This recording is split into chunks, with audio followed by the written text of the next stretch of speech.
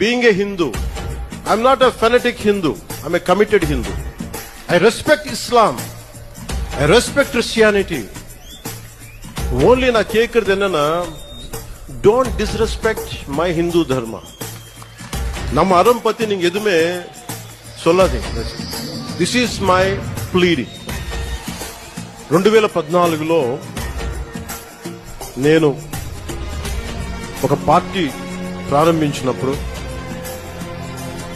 తెలంగాణ హైదరాబాద్లో ఆ రోజు నేను అనుకోలేదు ఏథెన్స్ కంటే పురాతనమైన నగరం అయిన మదురైలో ఇన్ని లక్షల మంది జనం మధ్య తమిళ్లో నేను గౌరవించే నా తమిళనాడులో నేను పెరిగిన తమిళనాడులో నేను ఇష్టపడే తమిళ సంస్కృతి నాకు సంస్కృతి బీజాలు పోసిన తమిళనాడు